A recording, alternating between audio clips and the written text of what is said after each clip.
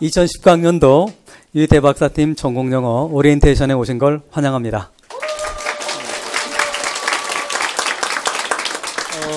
오늘 그 순서는 팀 여러분들 저희 팀이 올해 좀 개편이 됐어요.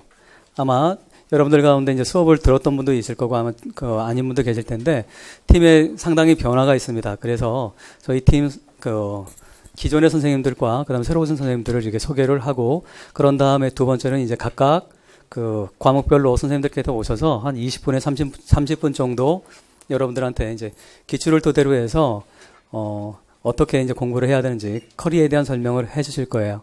그런 다음에 이제 마지막으로 세 번째는 이제 제가 여러분들 올해 어떻게 공부를 해야 되는지 학습 방법론을 좀 여러분들한테 얘기를 해 드릴 거예요. 근데 이런 부분들은 아마 온라인으로 나가지 않을 겁니다.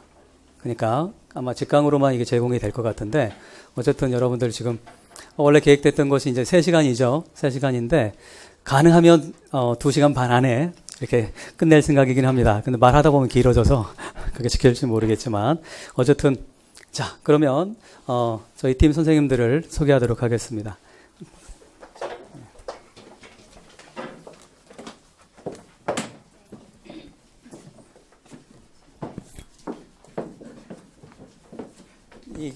이 발걸음도 씩씩하게 큰 울림을 올리고 올라온 여러분들 너무나 잘 아는 우리 영어 교육론을 담당하시는 박현수 선생님이십니다. 그리고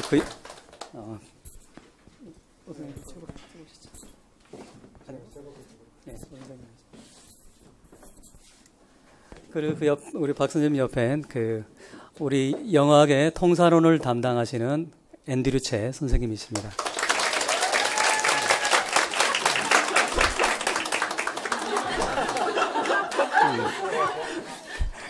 자, 그 다음에는 이제 저희 팀에 이제 새로 저희가 영입을 했습니다. 그 이전에 이제 음성 어문론을 딴 선생님께서 하셨는데 저희가 약간의 좀 이러저러한 얘기들이 있어서 이번에 정말 음성 어문론에 정말 실력이 있는 선생님을 모셨습니다. 선생님은 음성 어문론으로 학사 석사 박사를 하셨고요. 그래서 아마 여러분들 올해 공부할 때 굉장히 많은 도움을 주실 거라고 생각을 합니다. 우리 오승태 선생님이십니다. 그리고 어느덧 이제 저희 팀이 10년째 만으로 이제 10년이 됐는데 그것 굉장히 길죠. 강산이 한번 바뀔 정도로 제가 2008년도 이제 한국에 왔을 때 그때 인터뷰를 해가지고 샌프란시스코에서 이제 온 친구인데 여전히 저희 팀에서 첨삭과 그다음에 라이팅 그리고 이제 영어 문제 감수 이런 걸 지금 해주고 있습니다. 션 메일런.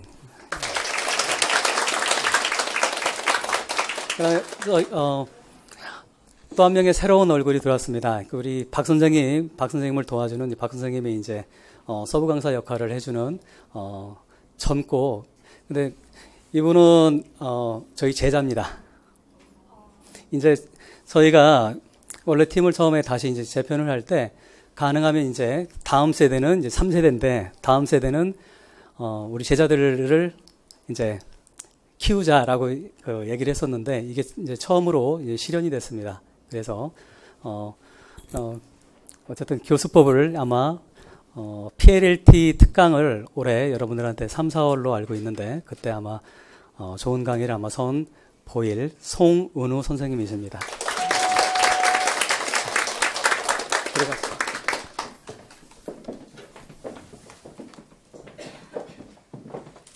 자, 그런 다음에 이제 여러분들 자료 패킷 다 받으셨죠? 지금 이제 한 20에서 30분 정도 박현수 선생님께서 나오셔서 영어 교수법에 대한 설명을 해드리도록 하겠습니다. 자, 박수!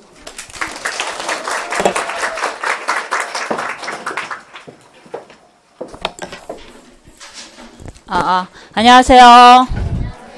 네, 영어 교육론을 맡고 있는 박현수입니다. 반갑습니다. 네, 정말 따뜻한 분위기네요. 네. 우리가 모두 같이 이렇게 눈을 마주치고 2019년도 대비 이제 임용 준비를 할 사람이다 보니까 서로가 이제 또 1년 동안 천천히 잘 알아갈 수 있는 시간들이 될 수 있었으면 좋겠습니다. 일단 영어교육론은 2018년 기출문제를 기준으로 해서 이제 2019년 강의가 이제 진행이 될 것이다라고 생각하시면 될 것 같고요. 아마 여기 이제 졸업하신 분들도 있었고, 그다음에 이제 초수가 대부분이실 텐데 OT 때는 4학년도 계셨고, 아까 이제 유 선생님께서 3학년도 있네라고 하면서 네, 아주 이제 아기들이 왔구나 이런 표정으로 보셨던 것 같은데, 네, 좋습니다. 그래서 교육론은 아마 이제 기출문제를 보셨으면 아셨겠지만 기본 강좌가 가장 중요합니다. 그래서 기본 강좌 위주로 내년 1년 동안의 강의는 이제 이루어질 거고요. 그래서 이제 단과나 이런 것이 이제 예년과는 다르게 이제 특별히 원서에 대한 편성을 하지 않고 대신 새벽 특강을 통해서 이제 기본서와 연계되어 있는 PLT 등의 이제 강좌가 있을 예정입니다. 그렇게 이제 아마 OT 자료를 보시면 확인하실 수 있을 것 같고요.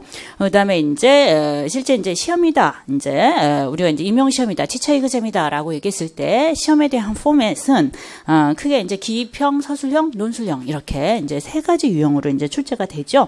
그래서 거기에 맞춰서 저희가 이제 기본 강좌와 이제 2019년도 이제 커리가 이제 진행이 된다라고 보시면 되겠는데요. 여러분이 가지고 있는 자료 중에서 14쪽 한번 살펴볼까요? 자, 2019년도 대비 영어교육론 시험 대비 전략이라고 나와 있어요. 역시 시험 유형은 기입형, 서술형, 논술형이에요.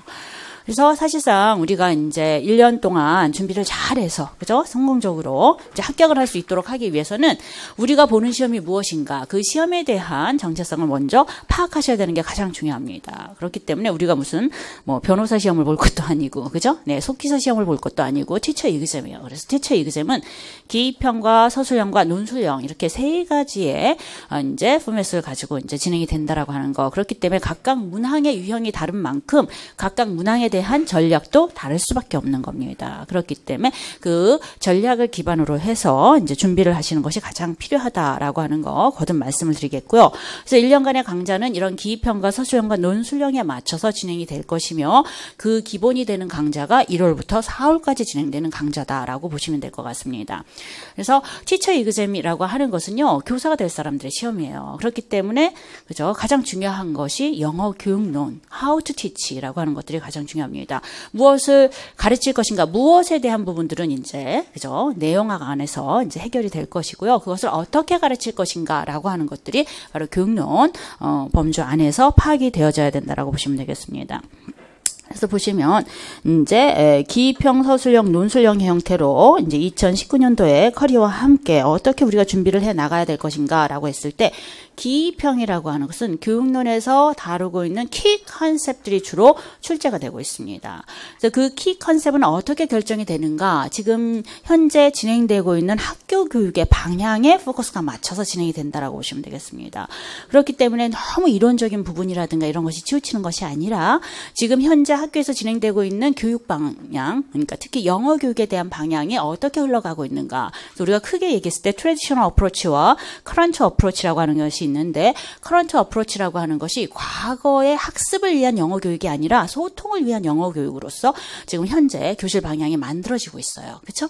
그래서 이러한 상호작용, 인터랙션, 그죠? 예, 이러한 부분에 맞춰가지고서 교실 수업 방향이 맞춰지는 만큼 거기에 관련된 누가 상호작용을 하고 누가 소통을 합니까? 언어를 사용하는 사람들의 상호작용과 소통을 이야기하고 있는 것이죠. 그렇기 때문에 학습자 스스로가 목표 언어를 사용할 수 있는 환경들을 만들어주고자 하는 그러한 교실 환경에 초점이 맞춰서 이제 여러분이 관련된 키 컨셉을 좀 정리를 하셔야 된다라고 보시면 되겠습니다. 그래서 2018년 같은 경우가 플립드 러닝이라고 하는 것, 거꾸로 학습이라고 하는 거, 그죠? 각각 교육청 안에서 올해의 학습이라고 하는 것은 주도적인 학습으로서, 그죠? 학습자의 중심이 되도록 하는 뭐 배움이 일어나는 학교 현장을 만들자. 이게 전부 다 거꾸로 학습의 그런 틀이 되고 있는 그러한 맥락이라고 보시면 되겠습니다. 그래서 그러한 부분들에 대한 키 컨셉이 나와요. 그래서 이 컨셉들은 어디에서 어떻게 배우는가? 기본 강좌에서 각각 주요 토픽들, 교육론에 대한 주요 토픽들 안에서 이제 배우게 되십니다. 그래서 그런 부분들에 대한 정리가 바로 또 1, 4월 안에서 진행이 될 것이다. 그래서 기입형을 보시면 한번 제가 이제 중요한 부분은 이제 줄쳐놔 있죠. 예, 기입형의 유형은 현재 진행되는 교실 수업에서 중요한 교수학습 원리 및 개념들이 출제가 된다더라라고 하는 거예요. 그렇기 때문에 그 교수학습 원리가 무엇이냐를 알아야 되겠고 그 안에서 중요하게 다뤄지는 개념이 무엇인가를 알아야겠죠. 그렇기 때문에 기본 강좌에 대한 부분들이 매주마다 진행되도록 하는 내용들을 리뷰하고 그 다음에 이제 여러분이 프리뷰를 번갈아 가서 하시면서 이제 정리를 하셔야 되는 겁니다. 그래서 이렇게 기입형이라고 하는 것은 기본 강좌와 함께 그죠? 키텀이나 그죠? 이제 키 컨셉에 대한 부분을 토픽별로 정리하도록 하는 방식으로 공부를 하실 경우에 실제 2019년도에 제시되고 있는 기입형에 대한 정답률이 높아질 수 있다라고 말씀드릴 수 있습니다. 그래서 이렇게 기입형이라고 하는 것은 1월부터 4월까지 각 챕터별로 공부를 하시고요. 공부를 하시고 난 다음에 리뷰에서 그 챕터에서 이제 제가 요런 부분들이 이제 중요합니다라고 하면 그것을 키 카드로 만드시는 게 중요해요. 키 카드라고 만들었을 때 우리가 이제 학교에서 공부할 때 단어장 같은 거 만들잖아요. 그렇죠? 그래서 encourage 하면은 뒤에 뭐 무슨 뜻이다 이렇게 쓰도록 하는 그러한 단어장의 유형이긴 하는데 이 키 카드는 어떻게 하냐면은 그 개념만 딱 쓰는 거예요. 설명은 쓰지 않고. 설명은 어디에 있습니까? 우리 머리에 있어야 되는 거예요. 그래서 그 키카드를 보면서 그 설명을 여러분이 구두상으로 끌어낼 수 있도록 하는 방식의 학습 전략을 쓰는 것이 가장 효과적이다라고 하는 것입니다. 그래서 가령 이제 챕터별로 first language acquisition 또는 second language acquisition 하면 각각 모국어 습득에 대한 관점과 그 다음에 제2언어 습득에 대한 관점의 주요 관점들이 있어요. 그리고 그러한 주요 관점들로 어떻게 교실 활동이 이어질 것인가라고 하는 그러한 키텀들이 하나씩 나올 거란 말이야. 그래서 그 키텀 하나씩을 갖다가 써서 여러분이 짜투리 시간을 이용해서 그 키텀에 대한 부분들에 대한 익숙도를 높여나가도록 하는 방식으로 계속 익혀나가도록 하는 그러한 학습 방법이 도움이 될 것이다라고 하는 것입니다. 그래서 이러한 형태로 기입형이라고 하는 것은 1, 4월 강의 안에서의 키카드를 가지고 우리가 파악해 나갈 수 있을 것이다라고 하는 겁니다. 반면에 이제 서술형이라고 하는 것은 뭐예요? 서술형이라고 하는 것은 센텐스 이상의 그죠? 문장으로 답안을 작성하도록 되어 있는 거예요. 그래서 이것은 이제 기입형보다 조금 더 확장형의 문제라고 보시면 되겠다라고 하는 것입니다. 그래서 일반적으로 서술형 문항은 기본적 개념을 토대로 한 실제 교실 학습의 방식과 평가에 대한 내용이 출제된다라는 얘기예요. 그래서 서술형도 역시 키 컨셉을 기반으로 해서 출제가 되긴 합니다. 근데 그 키 컨셉이 어떻게 교실 상황에서 적용되는가, 그거에 대한 장점이나 특징이나 이러한 요소들을 그죠? 두 문장 이상의 글로 작성해 보도록 하는 형식이 바로 이제 서술형의 문항이다라고 보시면 될 것 같아요. 그래서 기입형과 서술형 모두 다 그죠? 출발점이라고 하는 것은 기본 강좌 안에서 키 컨셉에 대한 이해를 가지고 있어야지만 이제 기입형과 서술형에 대한 문제를 제대로 써 나갈 수 있을 것이고, 기입형과 서술형의 차이점이 있다라고 한다면 기입형은 그 개념을 알아야지만 점수를 얻을 수 있는 거예요. 그죠? 서술형도 개념을 알아야 되긴 하지만 그것을 글로 쓰도록 하는 과정 중에서 그 개념을 설명하도록 하는 키 프레이즈나 키 센텐스를 집어넣어줘야지만 그죠? 점수를 다 받으실 수가 있어요. 그런데 대부분이 그죠? 그 개념에 대한 정확한 이해를 하지 못하고 수업 상황에 적용을 못했을 경우에 어떻게 해요? 알고는 있지만 정확하게 쓰지 못해요. 그럼 뭐가 일어나냐면 감점이 일어나게 되는 겁니다. 그래서 우리가 2019년도는요, 교육론은 사실상 어렵지 않아요. 18년, 19년, 17, 18, 19 앞으로 나올 19도 마찬가지로 교육론은 어렵진 않을 겁니다. 교육론 부분, 영어 교육론은요, 지금 시험에 대한 방향이 1차보다는 2차로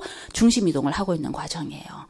그래서 점수 차이도 2차가 훨씬 더 많이 일어나요. 그렇기 때문에 1차가 이제 어려워지지 않기 때문에 기본 강좌라고 하는 것이 굉장히 중요해서 특별하게 원서를 읽거나 막 그럴 필요는 없다는 얘기예요. 기본 개념에 대한 이해가 우선적으로 필요하다라고 한다라는 것을 말씀드릴 수가 있겠는데, 그래서 이제 기입형과 서술형 기본 개념에 대한 완벽한 이해는 이제 우리가 good start로 굉장히 이제 필요한 부분이라고 말씀을 드리겠고, 차이점이 있다라고 하면 뭐냐면 감점이 있다라는 거. 서술형은. 그래서 교육론 문제를 풀어보면 이게 아주 생소해요. 모르겠어요. 이게 답이 이렇게 말하는 학생 하나도 없어요.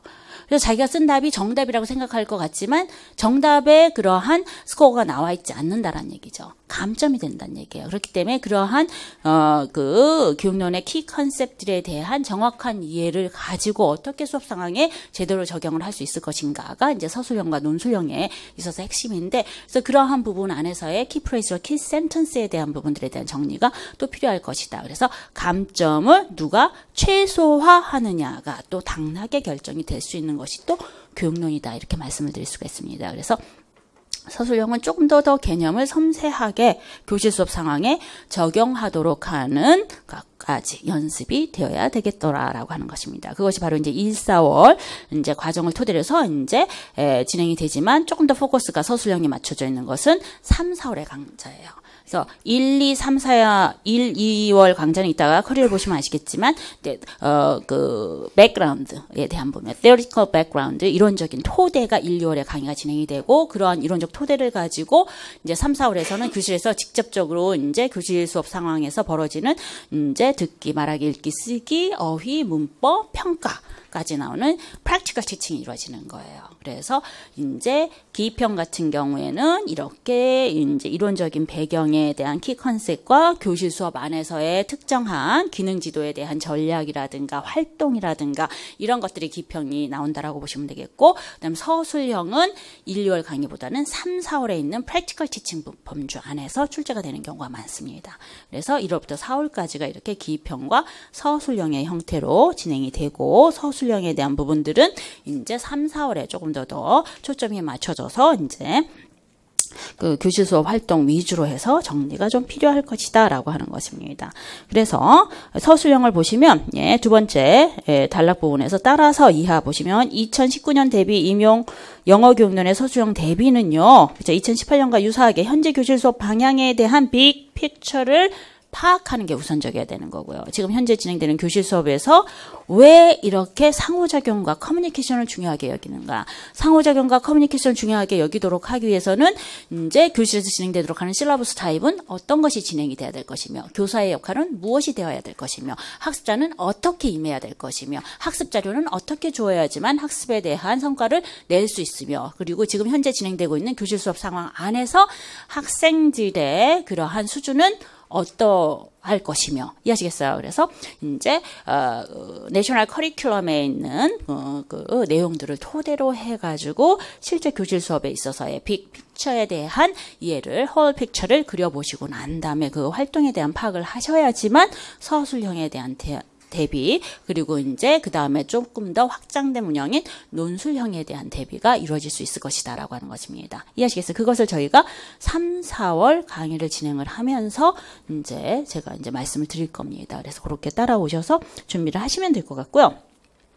그 다음에 이제 논술형은요, 2018년 논술형은 현재 교사의 역량 강화에 무게를 두는 거예요. 그래서 이제 문항이 기입형보다 확장형이 서술형이고요, 서술형보다 확장형이 논술형이라고 보시면 되겠습니다. 그래서 기입형이라는 것은 교육론의 기본적인 개념에 대한 부분을 알고 있는지 모르고 있는지를 점검하도록 하는 것에 주 목적을 두고 있는 거예요.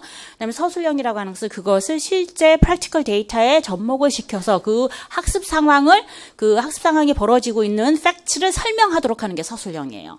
논술형이면 거기보다 확장이 되어서 어떻게 하냐면, 그러한 프랙티컬 데이터를 주고서 어떤 상황들이 발생이 됐고 그 상황들을 설명하도록 하고, 그 상황 안에서 어떤 문제점이 발생하면 그 문제점에 대한 대안점을 찾도록 하기까지가 확장이 되도록 하는 것이 바로 논술형이다, 이런 얘기예요. 그래서 실질적으로 이러한 교실 수업 상황이 벌어졌을 때 이 예비교사라고 하는 사람이 충분히 그러한 문제를 해결할 수 있는지, 문제 해결 능력이 있는지를 보도록 하는 것이 논술형의 문제다라고 보시면 되겠습니다. 이해하시겠어요? 그렇기 때문에 3, 4월의 강좌가 서술형과 논술형에 대한 준비, 초안 작업이 된다라고 보시면 되겠고요. 그 다음에 이러한 논술형이라고 하는 것은 실제적인 그런 어떤 교실 수업 안에서 벌어질 수 있는 여러 가지 상황들에 대한 이해가 있어야 되고, 그 안에서 발생되는 문제점에 대한 솔루션을 찾을 수 있도록 하는 그러한 그런 능력까지 길러주셔야 된다라고 보시면 되겠습니다. 그것이 이제 5, 6월, 7, 8월 가게 되면서 계속 이제 논술형에 보다 포커스가 맞춰서 실제 수업 상황이라든가 이러한 부분들에 대한 강의가 이제 이루어질 것이다라고 생각하시면 될 것 같아요. 논술형은 하나 더 거기에 덧붙여서 교육론에 대한 배경 지식뿐만 아니라 이제 서술형 같은 경우에는 이제 두세 문장을 가지고 이제 작성을 하는 답안이라고 한다면 논술형이라고 하는 것은 파라그래프 단위로 작성을 하게 되는 거예요. 그렇죠? 그렇기 때문에 사실상 다른 그 문형보다는 훨씬 더 링귀스틱 레벨을 요구하도록 하는 것입니다. 그렇기 때문에 well paragraphed writing이라고 하는 속성에 대한 이해를 하시고 글쓰기까지 하셔야지만 온전한 점수를 다 받으실 수가 있겠다라는 얘기예요. 그렇기 때문에 이러한 논술형은 2트랙으로 좀 준비하실 것이 좀 필요한데 기본 강좌 안에서 내용이라든가 실제 교실 수업 상황에 대한 이해를 길러 나가시고요. 그것을 표현하도록 하는 방식 안에서 well paragraph writing이라고 하는 것이 어떻게 구성이 되는가 한 단락에 대한 구성이라고 하는 것이 문제 앞으로 2019년도에 일반 영어 강의에서 늘 이제 들으시면서 연습하실 부분이겠지만 topic sentence고 그 topic sentence에 대한 supporting detail에 대한 부분들을 제시해 주도록 하는데 그죠? 그렇기 때문에 이러한 글이라고 하는 것은 독자로 하여금 왜? 라고 하는 생각이 들게 하면 안 됩니다. 그렇기 때문에 로지컬 시퀀스로 이제 글에 대한 전개를 이제 진행을 시켜 나가셔야 되는데 그래서 주어진 정보에 대한 유기적인 조합이라든가 이러한 부분에 글에 대한 속성에 대한 부분들을 갖다가 좀 준비를 하실 필요가 있겠더라. 그래서 논술형은 이렇게 두 트랙으로 좀 준비를 하셔야지만 감점이 최소화될 수 있을 것이다.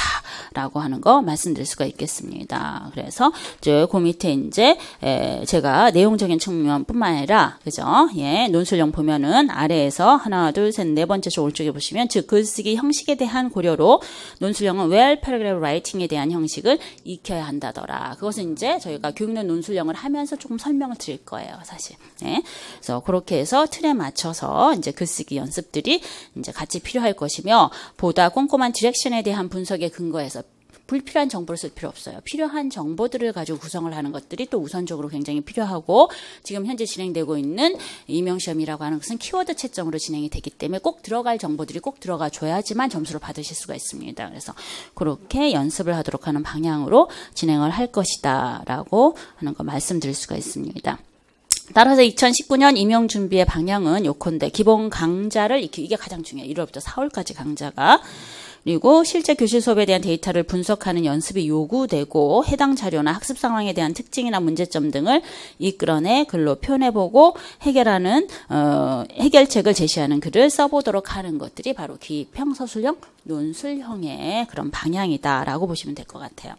여기에서 하나 이제 제가 2019년 시험 대비 OT를 준비하면서 2018년 OT 자료를 한번 쭉 훑어봤어요. 근데 재밌는 것 중에 하나가 그 밑에 보면 2018년 대비 임용시험 전략해서 제가 논술형에서 써놨던 내용을 그대로 따와가지고 온 것입니다. 앞으로 진행될 2018년 대비 임용시험의 영어교육론 논술형은 어떻게 나올 것이다 라고 하는 것을 제가 이제 예시로 들어드린 거예요. 구체적인 수업 상황이 제공되고 해당 수업 활동의 특징들이 제시되고 experience teacher 그죠? 그래서 이제 그 헤드 티처나 그죠? 이제 그 슈퍼바이징을 하는 티처죠. 조언을 토대로 개선된 수업 상황의 특징을 찾아보도록 하는 비교적 단순하나 교실의 실제 상황에 근거를 두는 문항이 출제될 것이다 라고 했는데 2018년 논술형이 이 문항이었죠. 그대로. 그죠? 이것은 사실상 2018년 OT를 하면서 2018년 시험을 준비하면서 제가 이제 OT 때 말씀드렸던 건데 그것이 2018년 기출에 나온 거예요. 그대로 이게 이제 헤드 티처가 있고 그다음에 이제 그 신입 티처가 있는데 헤드 티처에 대한 컨설테이션을 토대로 해가지고 수업을 진행했어요. 그래서 어떠한 수업에 대한 부분들이 반영이 됐는가가 출제가 된 거야. 그러니까 이러한 부분들에 대한 논술형 타픽을 이렇게 맞출 수 있다라고 하는 것은 뭐 때문에 가능한가? 이것이 뭐 제가 뭐 신기가 있어서 가능하거나 그런 게 아니라 전체적인 현장에서 진행되고 있는 교실 수업, 그 다음에 임용시험에 대한 방향에 대한 홀 픽처를 가지고 있으면 이게 가능하다는 얘기예요. 이해하시겠죠? 그렇기 때문에 일단 여러분이 지금 첫 시험을 준비하는 이 과정 안에서는 준비된 게 없기 때문에 홀 픽처를 그릴 수는 없어요. 그렇기 때문에 기본 강좌를 여러분이 충실히 수강을 하시고 기본 강좌에서 각 선생님이 하라고 하는 대로 하셔야 됩니다. 그러니까 교육론 같은 경우에는 제가 과제를 매주마다 이제 키카드를 작성하세요. 마인드 매핑을 해가지고 오세요. 뭐 이런 얘기가 있어요. 그걸 쭉 따라오시게 되면 1월부터 4월까지 강의가 충실히 이루어지게 될 거예요. 내용에 대한 이해도 이제 가지시게 될 거고요. 그리고 난 다음에 이제 5, 6월 이제 기출문제부터서 7, 8월 문제 넘어가면서 홀 픽처를 이제 제가 그려드리면 그러한 부분들에 대한 홀 픽처가 파악이 지집니다. 그러면 이제 사실상 논술형에 대한 답안이라든가 문항에 대한 방향이라든가 이런 것들이 조금씩 잡혀 나가실 수가 있어요. 그래서 이런 토픽에 대한 부분들에 대한 이해를 가지고 있는 거, 그리고 이런 아이디어만 가지고 있다라고 하는 것들도 논술 문항을 이제 작성하고 그 문항에 대한 분석을 하는 데 있어도 굉장히 큰 힘과 도움이 될 수가 있다라고 하는 것입니다. 그래서 교육론은 그런 방향으로 그렇게 진행이 될 것이다라고 하는 거 말씀드리고요. 그래서 제가 재밌어서 내년에도 2020년 대비 안에서 제가 살펴보려고 19년도에는 이런 게 나오지 않을까라고 해서 중간에 뭐 이제 지도안이 이렇게 제시가 되고 이런 부분들에 대한 미스매치에 대한 부분들이 나올 수 있을 것이다라고 한번 써봤어요. 네, 그래서 한번 그것은 우리가 시험을 잘 보고 2020년도에 다시 한번 확인해 보는 걸로 하고 네, 좋습니다. 이렇게 그래서 기입형, 서술형, 논술형의 이제 세 가지. 이제 포맷으로 저희가 이제 강의가 준비가 되었다라고 말씀드리고요. 16쪽 보시면 이제 1월부터 4월까지 강의가 나왔습니다. 1월부터 2월까지는 theoretical background라고 해서 이론적인 토대에 관련된 부분이죠. 실제 교실 수업에 듣기, 말하기, 읽기, 쓰기가 진행되기까지 우리가 교사로서 어떤 준비를 해야 될 것인가 라고 해서 이제 성공적인 이원 학습을 할 수 있도록 하는 여러 가지 모형이라든가 개념들 뭐 이러한 부분들에 대해서 배울 것이고요. 학습자들에 대한 특징들을 정확하게 파악해야지 그 학습자들한테 맞는 그러한 학습들을 진행할 수 있습니다. 그래서 학습자들의 변인 뭐 이러한 부분들을 저희가 살펴볼 거고요.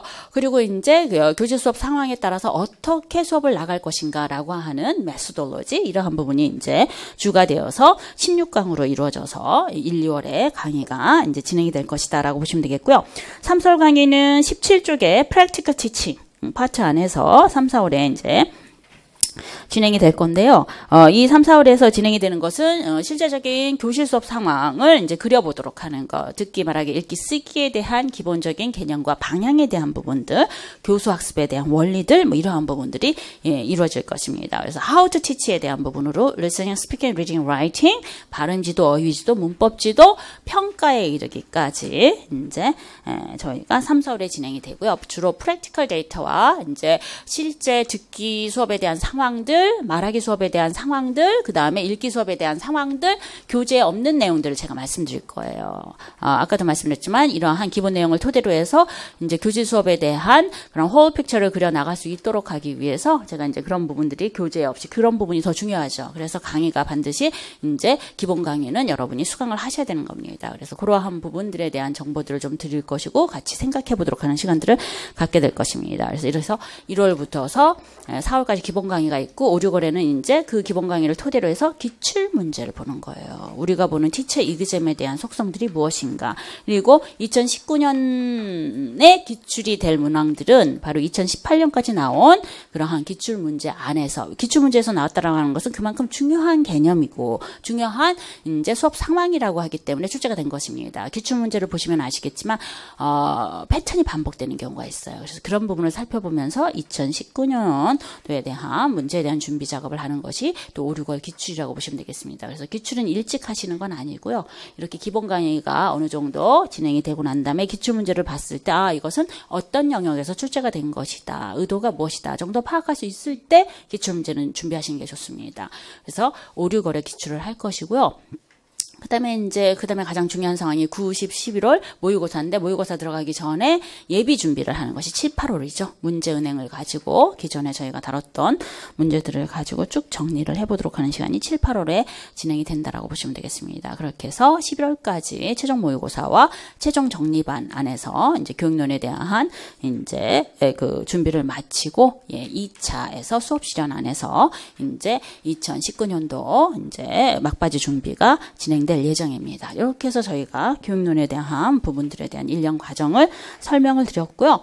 그 다음에 이제 각각 이제 주별로 이제 제가 제시하는 과제들이 좀 있어요. 그래서 반드시 기본적으로 프리뷰는 하고 오셔야 되는 거예요. 프리뷰를 해서 막 공부해가지고 오시는 게 아니라 오늘 나갈 챕터 하나 정도는 집에서 간략하게 읽어보고 어떤 내용인가 정도는 좀 살펴보시고 오시도록 하는 거. 그리고 리뷰에 좀 방점을 찍어서 기본 강좌에 대한 부분들이 할 것이고요.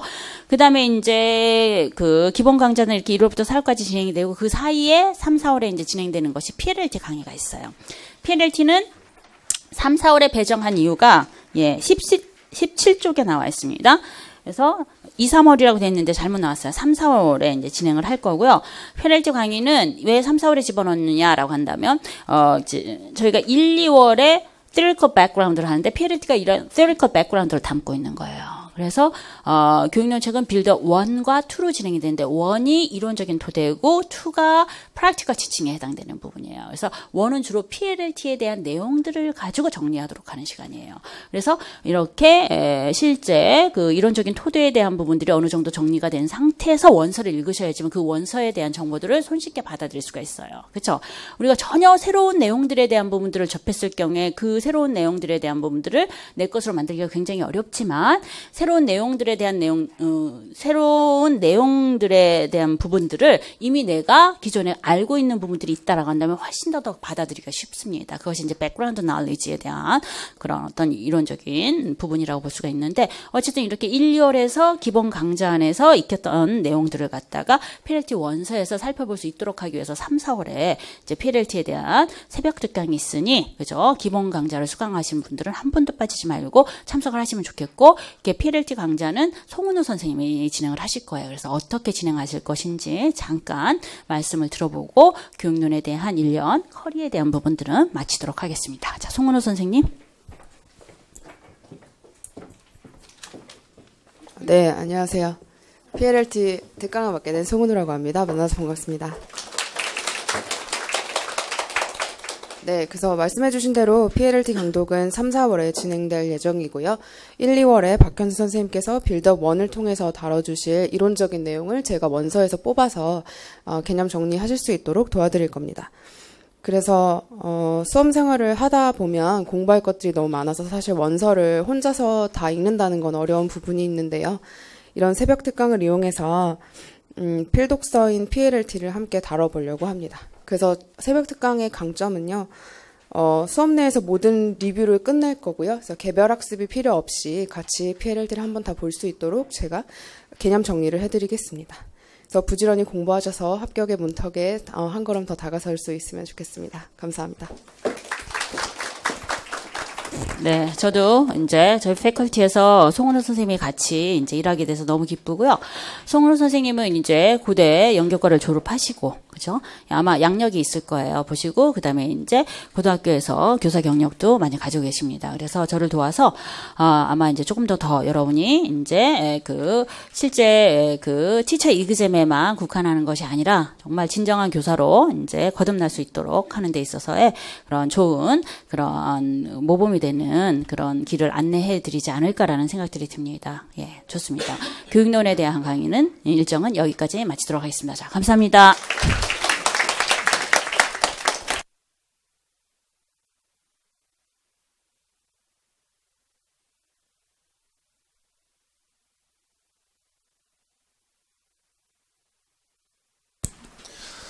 안녕하세요. 만나서 반갑습니다. 영학 담당하고 있는 앤드류입니다. 네. 뻘쭘하네. 아니, 박수 치란 얘기는 아니었고요.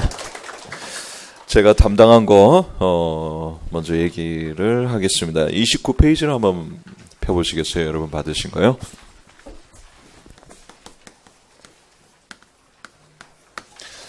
자, 지금 보니까 초수가 대부분인데, 그거 하나만 한번 체크를 할게요.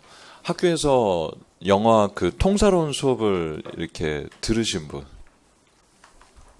그래도, 내리세요. 네, 작년은 거의 전멸이다시피 했는데, 보통은 학교에서 영어하기 이제 힘들고 학교마다 이제 그런 사정이 있고 교수님들이 특히 통사론 교수님들이 점수를 잘 안 주고 막 이러니까는 막 기피 현상이 있어서 여러분이 영어학 자체를 특히 통사론을 안 하다가 임용을 이제 준비하게 돼서 저를 처음 만나서 이거를 하시는 분도 되게 많아요. 네, 그래서 처음에는 많이 힘들어 하시는데 그렇게 걱정하실 필요는 없고요.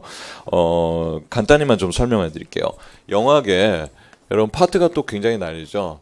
통사론이 있고 그 다음에 이제 여러분이 문법인데 이건 그냥 중고등학교 문법이 아니고 뭐라고 해야 되나 좀 그러니까 전공자들을 위한 문법이에요. 그러니까 우리 임용에서는 학교 문법이라고 하고 보통 스쿨 그래머라고 하는데 스쿨 그래머가 있고 그럼 뭐 오피스 그래머가 있고 뭐 따로 있나요? 그런 건 아닌데 어쨌든 문법이라는 게 조금은 여러분이 생각하는 것보다는 좀 어렵습니다. 그래서 요 두 부분이 있고 그 다음에 음성 의문론이 있고요. 그 다음에 형태론, 그 다음에 의미, 그 다음에 화용. 파트가 이렇게 나뉘어요. 파트가 나뉘는데 가장 출제가 많이 되는 것은 이렇게 세 가지라고 보시면 되겠어요. 예. 매년 통사론은 지금 요즘으로 보면은 통사론이 2문제, 그 다음에 문법은 1문제 이렇게 해서 3문제가 이제 들어갈 거고, 의문론 같은 경우가 이제 뭐 2문제, 뭐 3문제 이런 식으로 이제 좀 문제가 그 반영이 이제 돼서 나오는데, 어쨌든 가장 출제가 많이 되는 것은 통사론하고 문법, 의문론 이 세 가지가 가장 중요합니다. 자, 그런데 문제는 학교에서 지금 아까 이제 통사론 수업을 이제 들으셨다고 손을 들으신 분 중에서는 배웠던 원서 교재가 다 같은 걸까요? 자, 임용에 맞는 원서 교재가 딱 정해진 게 있는 게 아니죠. 각각의 학교마다 다 배운 교재가 달라요. 그래서 여러분이 이제 그런 거는 어떻게 할 것이냐 걱정 안 하셔도 되는 게, 영어학 수업을 여러분 수업을 진행을 하면서 그거를 제가 교재에 다 통합을 해놓습니다. 교재에. 그러니까 임용에 맞춰서 그런 부분들, 필요한 부분을 통합을 해놓기 때문에 여러분이 나는 앤드류 카니가 쓴 책으로 배웠는데 트랜스포메이셔널 그래머는 배우지 않았는데 그 책에서 나오는데 걱정 안 하셔도 돼요. 거기서 나올 부분들을 정리해서 여러분한테 교재하고 또 혹은 보충 프린트를 해서 여러분한테 그걸 제공을 해드릴 테니까 여러분은 수업을 그냥 잘 따라오시면 돼요. 오케이? 예. 근데 이런 게 이제 문제죠. 난이도에 관한 문제를 한번 얘기를 할게요. 여러분 이제 그 시험을 보시고 나면은 영어학이 작년하고 재작년에 가장 어려웠던 거는, 영어학 안에서 가장 어렵게 나왔던 문제는 2년 연속 의문론이었어요. 이게 가장 어려웠어요. 올해는 통사론 2문제가 하나 4점짜리, 하나 5점짜리, 이거 2개 다 틀린 분이 거의 대부분이에요. 2개 다 틀리면 몇 점이에요? 계산이 안 돼요? 9점이에요. 예, 9점이면 상당히 점수가 포지션이 높죠. 예, 그런 부분들 때문에. 근데 여러분은 작년에도 수업하고 재작년에도 수업할 때 하면은 통사론이 계속 쉽게 나왔어요. 나중에 이제 기출 처음 하신 분들 나중에 기출을 이제 분석해서 보시면은 거의 무슨 그림 맞추기 게임이에요. 예, 지문에 있는 거 그냥 그대로 가져다 써서 그냥 이렇게 변형을 해서 이렇게 쓰는 정도. 그러니까 공부를 계속 잘 안 하고 등한시하죠. 그래서 작년에도 강의할 때 통사론이 오히려 어려워질 수도 있습니다 라고 얘기를 했어요. 그랬더니 뭐 시험 끝나고 나서 당연히 이번에는 통사론이 어렵고 의문론이나 나머지 부분이 다 쉬웠었어요. 그래서 공교롭게도 금년에는 영어학이 뭐 이제 우리가 섹션으로 나눈 문화, 그 다음에 일반 영어, 그 다음에 그 영어 교육론, 방금 박현수 선생님이 하신 거, 그 다음에 이제 영어학 이렇게 있었는데 영어학이 조금 많이 어렵게 출제된 것 중에 이제 한 과목이 됐죠. 그래서 그런데 여러분 이거 잘 생각하셔야 돼요. 항상 여러분 이러면 이제 올해는 통사론에 목숨을 겁니다. 근데 내년에 의문론이나 여기서 갑자기 또 어려운 게 나면 또 똑같은 현상이에요. 항상 여러분 시험을 보고 나면 꼭 이 원리를 따라요. 퐁당 하나가 어려웠으면은 퐁당 이렇게 가갖고 이번엔 통사론, 그 다음에 의문론, 통사론, 의문론. 이게 아니에요. 무슨 말인지 이해하셨어요? 이제 분명히 봐요. 올해는 이제 통사론 가지고 막 여기다 이러다가 의문론이 될 수도 있고, 아니면 통사론이 그대로 어떻게 될까요? 어렵게도 나올 수 있는 거예요. 무슨 말인지 아시겠어요? 예.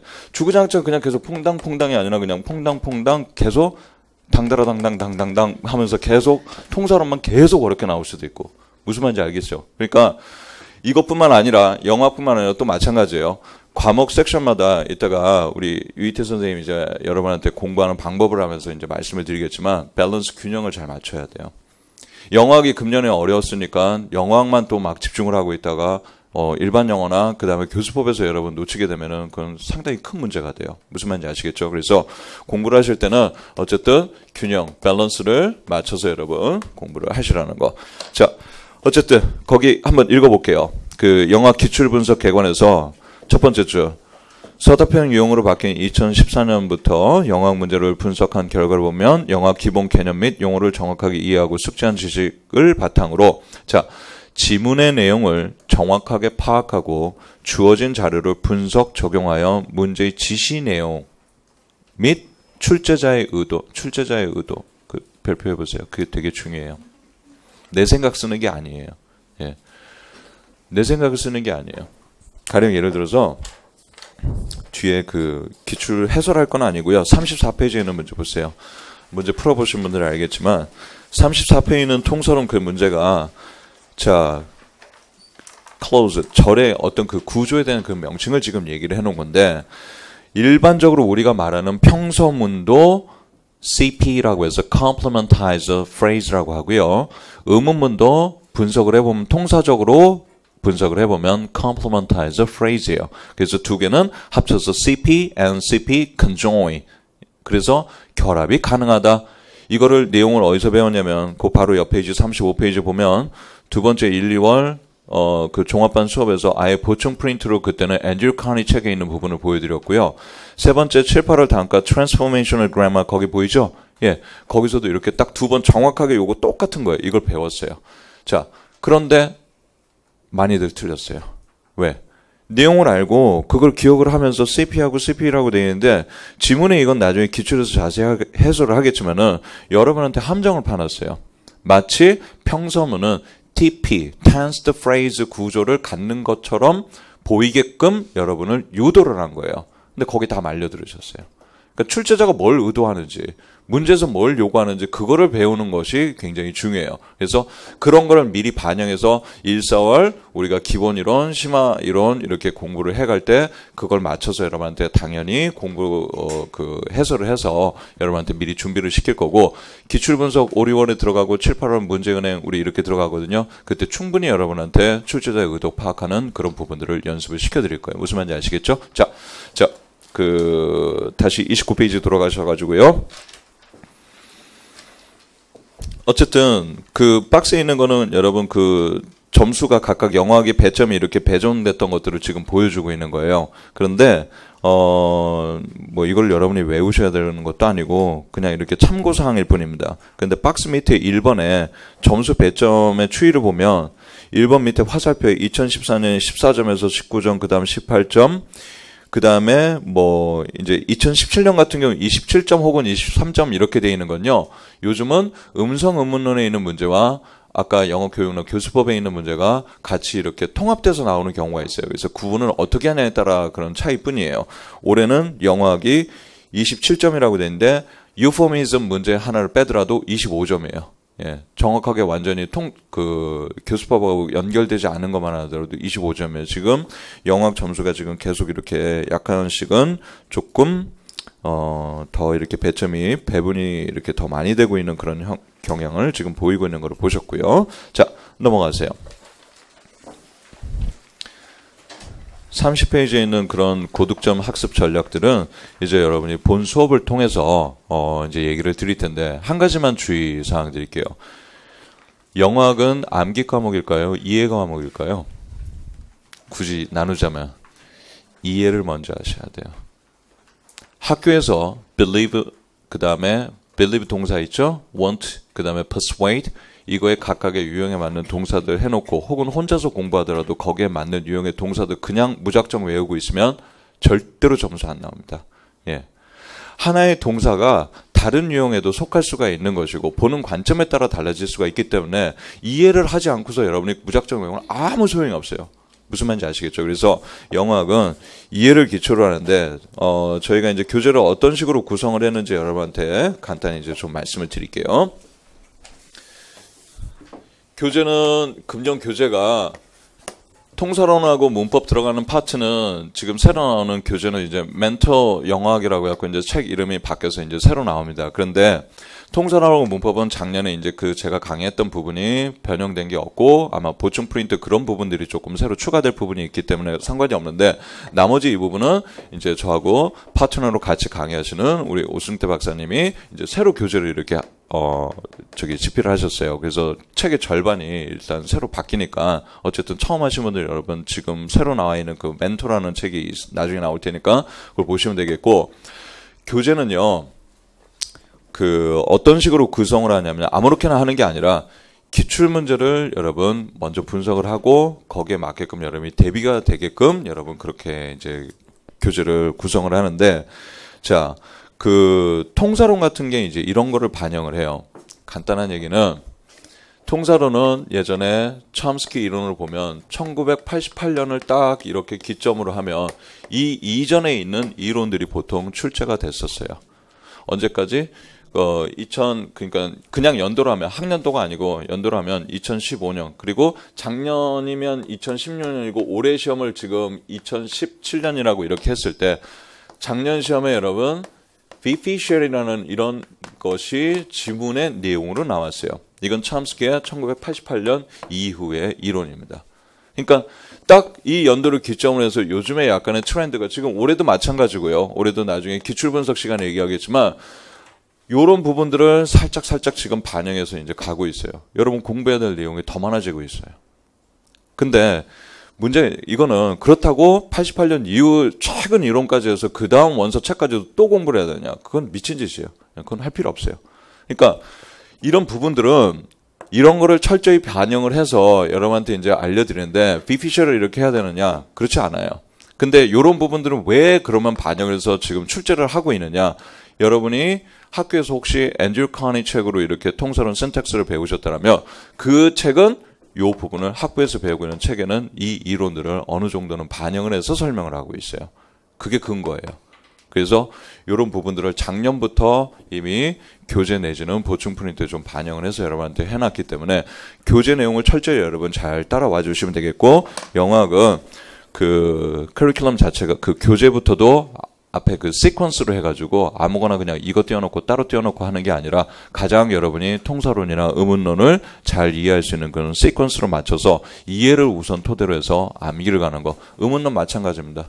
오 선생님도 저랑 딱 똑같은 그런 어떤 이제 비슷한 그런 어떤 이제 생각을 가지고 계세요. 그래서 여러분이 아마 이제 수업을 들어보시면 그런 부분들이 많이 반영돼서 나오는 거를 보시게 될 거고요. 자, 이제 어디로 보시냐면은요. 이제 간단히 강의에 대한 부분을 얘기를 하고 마무리를 짓겠습니다. 31페이지 보시면 맨 위에 박스에 있는 건 단계별 기본 이론, 심한 이론 이렇게 하고 멘토 영학 이렇게 돼 있죠. 여러분 이론 자체가 기본이고 심한 이게 아니라 1월부터 4월까지가 전체 한 과정이라고 다 보시면 돼요. 알겠죠? 1, 2월에 했던 거를 3, 4월에 조금 더 어렵게 해서 이렇게 반복해서 하는 게 아니라 영학은 포인트가 너무 많아요. 의문론까지 공부를 해보시면 알겠지만은 그 많은 거를 그러니까 학교 수업 시간으로 하면은 거의 뭐 한 96시간에서 144시간 정도 되는 분량을 저희가 26시간 안에 끝내야 돼요, 그거를. 그래서 각각의 핵심 포인트로 여러분 정리해서 가는 거니까 참고하시고 그 다음 5, 6월, 7, 8월 거기 이렇게 써 있는 대로 참고하시면 됩니다. 1,4월 강의 계획 진도표는 본 수업에서 제가 자세히 말씀드릴게요. 예. 그 다음에 뒤에 넘기시면 그럼 32페이지에 이제 거기에 영어 원서 단과 강의가 있어요. 자, 그 1,4월에 Teacher's Grammar 같은 거 문법 여러분 준비하는 데 있어서 상당히 중요한 책입니다. 요즘은 이 책을 주 교재로 많이 보거든요. 그런데 임용에 있는 문법을 준비하는 데 있어서 Teacher's Grammar 한 권만 보면 다 되느냐? 꼭 그렇지는 않아요. The Grammar Book이 있고요. Student's Grammar 이렇게 해서 크게 중요한 책이 3가지가 있어요. 그래서 저는 수업의 특징이 간단히 말씀드리면 Teacher's Grammar를 주 교재로 수업을 하면서 거기에 나머지 2개의 중요한 원서들이 있죠. 그리고 어떤 때에 따라서 그 고급 영문법도 이제 필요한데 그런 부분들을 보충 자료로 해서 한 챕터를 끝낼 때마다 하나씩 정확하게 합니다. 그래서 2개월 동안 안 하고 이거는 4개월로 가요. 네, 4개월 동안 한 주에 한 챕터 정도씩 평균.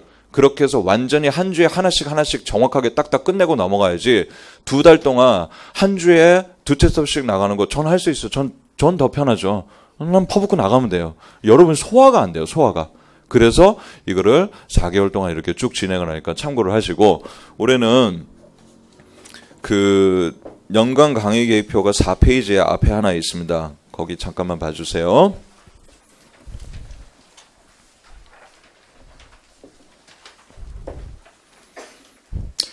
박스에 연간 강의 일정이 이렇게 돼 있죠. 예, 종합반 그 커리큘럼이 그렇게 순서대로 쭉 9월부터 해서는 이제 모고 준비하는 것까지 이렇게 다 돼 있고요. 가운데가 원서 및 단과반 이렇게 돼 있죠. 예, 그리고 그 다음 박스가 뭐 이제 첨삭반 새벽 특강 이렇게 돼 있는데 여러분 그 아무래도 영어학 같은 경우는요 좀 이 종합반 있는 내용 교재만 가지고서는 여러분한테 수업이 완전히 충분하게 다 준비되기는 쉽지 않아요. 아까도 말씀드렸다시피 어마어마하게 방대한 양을 26시간 정도에 그렇게 압축해서 여러분을 한다라는 게. 그래서 문법은 좀 더 깊이 있게 하려면은 여러분 Teacher's Grammar라든가 이렇게 단과로 그렇게 하셔야 되겠고, 통사론도 나중에 제가 이제 본 수업에서 자세히 말씀드릴 거예요. 그런데 그런 부분들을 필요해서 여러분이 선택을 하시면 되겠고, 의문론에서 가장 중요한 원서 꼭 봐야 될 책은 Applied예요. 네, Applied English Phonology인데 그 책에서는 거의 매년 지금 출제되고 있고, 통사론에서 가장 중요한 원서 책을 꼽으라 하면은 Transformational Grammar예요.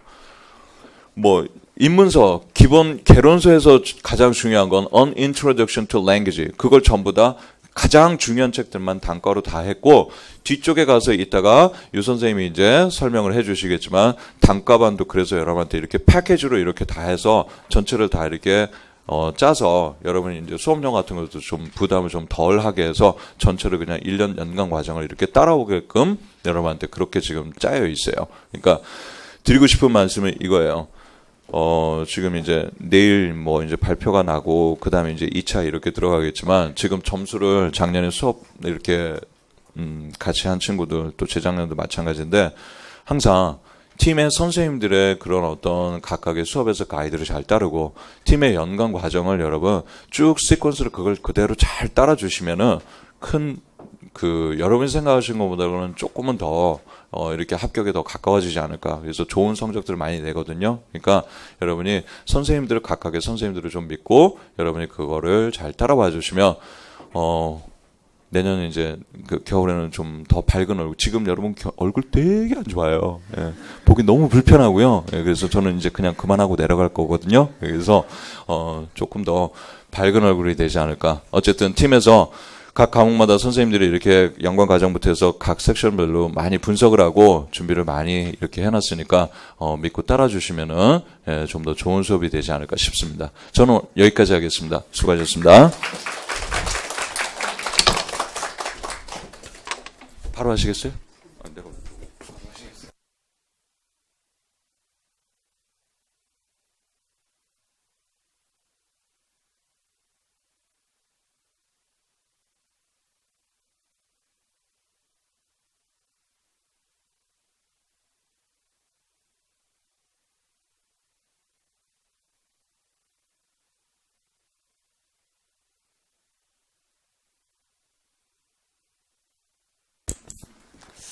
아까 여러분들 우리 박 선생님이 작년 OT 때 설명을 했던 것이 논술형에 나왔다고 했잖아요. 그 페이지 수가 26페이지에 있어요, 그게.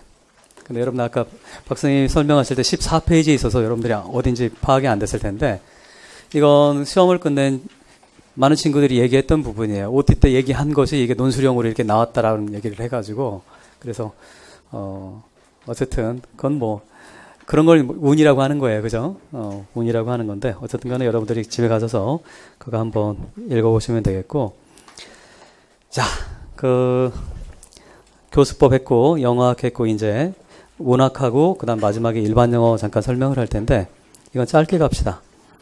여러분들 제가 44페이지 보시면, 지난 2009년부터 쭉쭉 해놨는데, 여러분 시간 나시면 여러분 읽으세요. 근데 뭐는 꼭 보시냐면 어떤 작품이 출제가 됐는지는 반드시 보시기 바랍니다. 누가 출제가 됐는지. 그래서 2009년부터 쫙 10년간 정리를 해놨으니까 여러분들 그거 참조하시고, 아마 공통적인 게 느끼실 거예요. 우선 캐논이 나옵니다. 캐논이라고 얘기하는 건 우리 소위 말하는 클래식이라고 하는 정전이라고 하는 거야. 가장 중요한 작가예요. 즉 문학사에서 핵심적인 작가들이 출제가 됩니다. 그 다음 두 번째는 최근 경향 중에 하나는 미국의 내추럴리즘 작가들이 많이 출제가 돼요. 그 다음에 또 한 가지는 생태주의 작가가 출제가 됩니다. 그 다음 또 한 가지가 페미니즘 작가들이 출제가 돼요.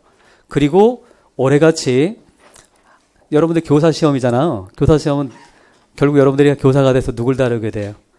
10대 아이들 다루게 되잖아. 즉 10대 아이들이 성장을 다루는, 즉 성장통에 관한 작품들이 우리 임역에서는 또한 굉장히 선호가 됩니다. 올해 그 Rite of Passage라고 하는 시가 그런 거지, 통가래라고 하는 거 있잖아요. 이런 작품들은 이건 익셉셔널한 게 아니라 항상 그렇게 출제가 됐었어요. 따라서 여러분이 공부하실 때 이걸 쭉 보시면서 내가 어떤 걸 공부를 해야 되는지를 여러분 스스로 느끼셔야 돼. 선생님들이 얘기해 주는 것도 중요하지만 여러분들이 아, 이렇게 출제가 됐으니까 내가 이렇게 공부를 해야 되겠구나라는 감을 잡는 게 중요합니다. 물론 선생님들이 설명은 많이 주시긴 할 거예요. 자, 그 다음에 여러분들 올해로 가시기 바랍니다. 49페이지로 가시기 바래요. 49페이지. 근데 48페이지는 2014년부터 2018학년도까지 이렇게 들어가 있는데, 지난 5년간, 즉, 얘기 뭐냐면 2014학년도, 즉 2013년 12월에 시험제도가 바뀌었어요. 바뀌고 올해가 5년째가 됐어요. 근데 보통 5년이 지나면 시험제도가 개편이 돼요. 일반적으로. 그래서 작년에 5월달, 6월달에 임용시험 개편 논의가 한번 있었어요. 근데 영어과는 크게 변화가 없습니다. 근데 교육학은 좀 변화가 될 것 같긴 한데 영어과는 크게 얘기는 없었습니다. 따라서 여러분들 준비하던 대로 그냥 준비를 하시면 되겠는데, 그것도 마찬가지로 작품을 한번 보세요. 2014년도에 비평이 월든이 이렇게 나왔죠. 근데 여러분들 월드는 안 봐도 돼요. 보지 마세요. 그거 보지 마세요. 왜냐하면 이따가 방법론 또 얘기해 주겠지만 어차피 여러분들이 정해져 있는 시간은 한정돼 있어요. 여러분들 올해 풀로 쓸 수 있는 시간이 2640시간이고, 근데 그건 일주일 풀로 7일간 8시간씩 공부할 때 2640시간이 나와요. 시험 전까지. 근데 불가능하잖아. 하루는 쉬어줘야 되잖아. 그죠? 6일 개념으로 잡으면 2200시간 정도가 나와요. 결국 시간은 어떻다? 객관적인 시간은 여러분들이 쓸 수 있는 시간은 한정돼 있어요. 이런 경우는 어떻게 공부를 해야 됩니까? 내가 토익 공부하는데 우리 유이태 팀 와서 수업 듣지 않지? 뭔 말인지 아시겠어요? 쓸데없는 거 하지 않는 게 여러분들 합격의 지름길이에요. 쓸데없는 거 하지 않는 거. 즉 과하게 봅니까? 월드는 안 나옵니다. 그런 거 하지 마세요. 일반 영어를 위해서도 그렇고 문학을 위해서도. 그건 뭡니까? 월드는 내후년 정도 하시면 돼. 이미 한번 출제가 되면 3, 4년 안에 다시 나올 확률은 거의 없어요. 그러니까 그 시간에 좀 더 임용의 포커스화된 걸 가지고 공부를 하시는 게 더 좋습니다. 그리고 거기 쭉쭉 보시면 제임스 2015학년도 하디가 나오고 호손이 나오고 에드워드 올비가 나오고, 여러분들이 적어도 문학을 조금이라도 공부했다라고 한다면 귀가 따갑게 듣던 소위 캐논에 해당되는 그런 작가들이 출제가 됐죠. 16년 보세요. 윌리엄 스태포드 20세기 대표적인 시인 가운데 하나예요. Traveling Through the Dark라고 하는 아주 유명한 시를 쓴 수잔 글라스펠, 페미니즘의 대표적인 작가이고, 거기 나온 윌리엄 스태포드는 생태주의 대표적인 시인이에요. 그 다음에 소설은 뭡니까? 더 이상 설명이 필요 없는 사람이 나왔죠. 2016학년도에 조이스가 나왔고요. 그 다음에 2017학년도 보세요. 누가 나왔습니까? 설명이 필요 없는 시인이죠. 낭만주의 2세대의 최고의 시인 중에 하나인 셸리가 출제가 됐고요. 그 다음 미국의 내추럴리즘의 대가 중에 한 명인 잭 런던이 이렇게 출제가 됐고, 자, 약간의 예외라고 한다면 들어갑니다. 마가렛 에스는 현재 지금 50대 초반밖에 되지 않았어요, 이분은. 근데 마가렛 에스는 이 양반의 작품은 교재가 있어요. 리터처라고 하는 교재가 있는데, 제가 영미문학개론에 사실은 여러분 앤톨로지라고 들어봤어요? 문학은 복불복이지. 까짓 내가 아는 게 나오면 좋고. 근데 그러면 안 되는 게, 어쨌든 문학이 여러분 배점이 10점인데 문학 세 문항에서 네 문항 가운데 한 문항은 굉장히 어렵게 나와요. 그러다 보면 결국 어차피 시험이라고 하는 건 전략이잖아요.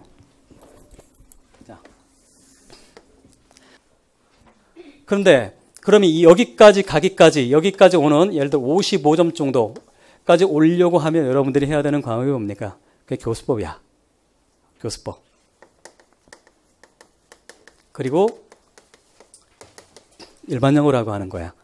근데 이거 두 개 백날 잘한다고 해서 합격하지는 않습니다. 왜? 어차피 시험이라고 하는 건 뭐예요? 이 세상에 있는 시험은 제가 항상 강의할 때 1월 달에 그런 얘기를 해요. 이 세상의 시험은 딱 세 가지밖에 없다. 시험 문제는 어떤 문제? 모든 사람이 다 맞추는 문제. 그 다음 모든 사람이 다 틀리는 문제. 그 다음 세 번째 대다수가 틀리는 문제. 여러분 뭘 맞춰야 됩니까? 대다수가 틀리는 문제를 맞추는 거야. 대다수가 틀리는 문제. 근데 그걸 보통 출제할 때 뭡니까? 출제위원들이 그냥 하는 게 아니라 다 점검을 한단 말이야. 즉 난이도가 있는 문제를 뭡니까? 두세 문제 정도는 의도적으로 넣을 수밖에 없어. 변별력을 키우기 위해서. 그게 올해 같은 경우는 어디서 그렇게 나왔습니까? 영어학. 영어학 문제가 두 문항이 굉장히 어렵게 나왔습니다. 그 다음 일반 영어 B형 3번 문제. 다우직 나온 거 있었지. 그 수맥 찾는 거. 그 문제. 그거 뭡니까? 그 문제. 그 다음에가 뭡니까? 그 라이트 오브 패시지의 첫 번째 문제였었어요. 그 문제. 근데 그 정도가 어느 정도 뭡니까? 답안을 어렵게 써라라고 이제 출제자가 낸 건데, 그래서 결국에 뭡니까? 여러분들, 내가 컷이 60점인데 60점 맞으면 이건 합격 못 합니다. 왜 못해요? 1차는 몇 배수 뽑아? 1.5배수 뽑지. 적어도 컷보다는 몇 점이 높아야 됩니까? 최소 2점에서 3점은 높아야 돼요. 보통 5점이 높아지면 2차에서 내가 영어를 뭡니까? 수업 실현이라든 인터뷰를 I am a student, 이렇게만 하지 않으면 그건 뭡니까? 2차에서 뒤집어질 확률은 많지 않습니다. 그렇기 때문에 1차 컷 점수를 가지고 붙는 사람은 2차를 기가 막히게 한 사람이야. 그건 정말 타고난 사람이야. 근데 일반적으로 보통 2, 3점 정도를 여러분이 좀 더 받아주면 최종 합격의 가능성이 높습니다. 따라서 컷만 보면 안 돼요. 이거보단 좀 높아야 됩니다. 높아야 되는데 바로 여기까지 와서는 뭡니까? 여기까지 기본적으로 이걸 뭐라고 제가 표현하냐면 이거는 골키퍼야. 게이트키퍼야. 이건 지나가야 자격이 있는 거예요. 그래서 보통 60점 컷이라고 할 때는 내가 점수가 이렇게 참 이거 무서운 말이긴 한데 내가 점수가 뭡니까? 55점. 적어도 50점 정도는 넘어져야 이거 뭡니까? 시험 준비를 한 거야. 근데 만약에 49점 이렇게 됐다. 그럼 뭡니까? 앞으로 무한한 발전 가능성이 있는 거야. 이거. 그래서 혹시 여러분들 가운데 올해 시험 보신 분 가운데 점수 딱 나왔는데 1차 점수 나왔는데 그 컷보다 내가 한 5점에서 10점 정도 낮다. 그러면 오히려 그걸 심플할 수 있어요. 어떻게 하면 돼? 지금까지 여러분 했던 공부 방법 싹 뜯어 고치면 돼. 지금까지 내가 했던 방법과 반대로 나가면 됩니다. 그거. 근데 가장 애매한 게 뭐냐면 2점 차, 1점 차, 3점 차로 떨어진 사람들이야. 그건 뭡니까? 공부 방법이 잘못된 건 아니야. 그건 그날의 운과 그날의 컨디션과 전날에 뭡니까? 남자친구가 헤어지자고 했다던가 막 그래가지고 열받아요. 막 이런 거. 집안에 문제가 생겼다던가 이런 운이 사실 작용하는 경우가 있기 때문에 보통 1점, 2점, 3점 차를 떨어지면 그건 실력의 문제는 아닙니다. 그건 말 그대로 정말 운의 문제야. 그런 경우가 오히려 제가 상담해 주기가 더 어려워. 왜? 그럼 방법이 잘못된 건 아니기 때문에 그런 뭡니까? 그냥 감정적 위로를 해줄 수밖에 없어.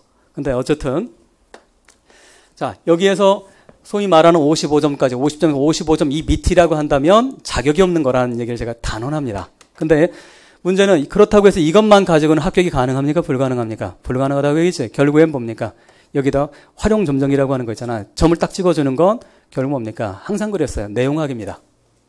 실제 방식이 2008학년도 이래로 그리고 2014학년도 시험 바뀐 이래로 평가하는 방침은 교과 내용학은 약간 어렵게, 그 다음 교과 교육학은 쉽게가 방침이에요. 그래서 교수법 있잖아. 교수법은 1차는 뭡니까? 어렵게 나올 확률은 거의 없어요.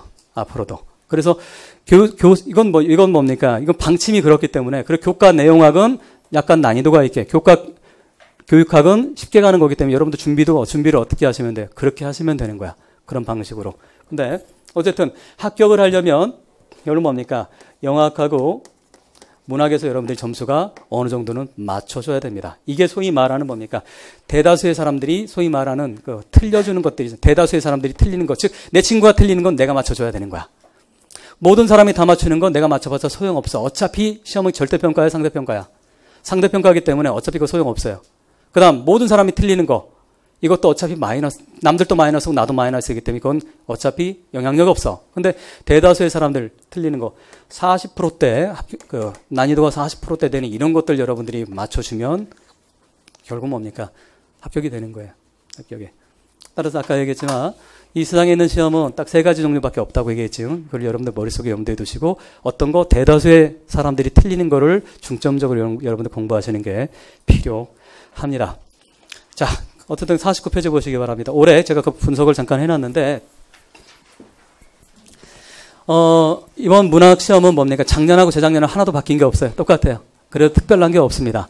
문항은 세 문항이 출제가 됐고 서술형 2문항, 그 다음 기입형 한 문항이 10점이 출제가 됐는데 토탈이가 13% 정도 출제가 됐는데 여러분들 앞부분을 보시면 그러니까 시험이 어떤 건지 여러분 파악을 좀 항상 하는 게 중요하잖아요. 6페이지 보세요. 6페이지.